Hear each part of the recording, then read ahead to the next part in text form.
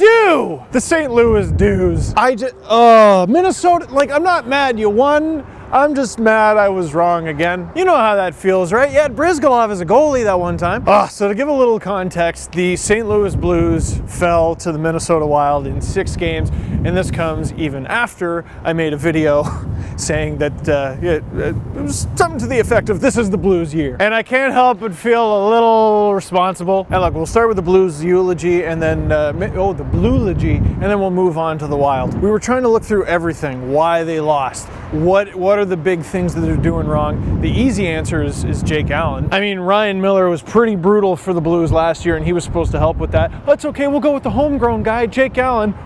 And you gotta feel for Ken Hitchcock, because he lets in that one stinker in Game 6 and he goes, no, I'm not gonna let 1 goal ruin. Okay, 2. I'll let 2 ruin it. You're not supposed to have 1, wow, he should have stopped that in 1 game, let alone 2. And he had 2! And the Blues need a legitimate star forward. They got friggin' Tarasenko sniping away like Vladdy, stop scoring. I can't! And one thing with the Blues and all their trade deadline acquisitions and stuff like that, I've been looking for weaknesses, looking for moves that really stunk. Okay, the Ryan Miller trade, that was expensive, but if you look back at their moves throughout the years, the Blues are actually kind of clever. What they've been pretty decent at over the years, and not perfect, but pretty decent at, is looking through their lineup, looking for spare parts. Guys on their second line that maybe they don't want on their second line anymore. Third line guys, fourth line guys, and trading them for picks. And those moves actually make moves like the Ryan Miller one a little more affordable. Trade wins. That's what they are, trade wins. Steve, it sounds like you're outside. I am. So you give up a first round pick here or there, but a lot of Stanley Cup contending teams are gonna do that. The way you can afford that a little bit more is by getting a guy like Ivan Barbashev with the 33rd pick.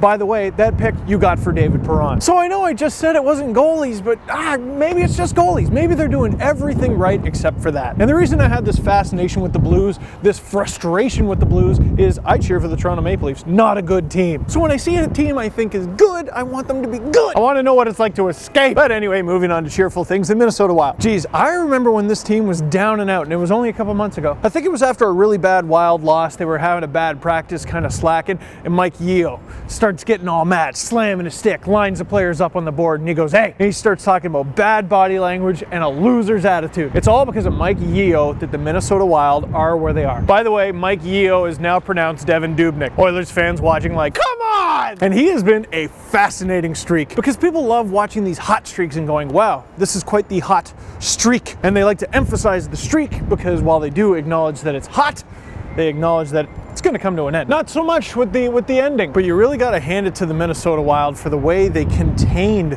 the St. Louis Blues attack, an attack that I thought was so even, because even in games where Dubnyk was getting a shutout, he had a 17 save shutout. A goalie should have to face more than 17 shots. And then there's that little chestnut of Zach Parise being worth every dollar, especially when it comes to the playoffs. But now, just like I said about the Calgary Flames victory over the Vancouver Canucks, the Minnesota Wild, in the next round, they get the Chicago Blackhawks. Have fun with that. How do you think that's going to go? I think it could go very interestingly, because if Devin Dubnyk stays the current Devin Dubnyk, Crawford, darling. Crawford, darling. It's the playoffs. It only takes 4 games to win a series. So the 2 questions here, how do you think Minnesota is going to do against Chicago? And if you're the Blues, you blow it up. So that's it for this video. Click like if you liked it. Click subscribe if you really liked it. Tell all your friends. And now I'm actually, it's not warm. I'm gonna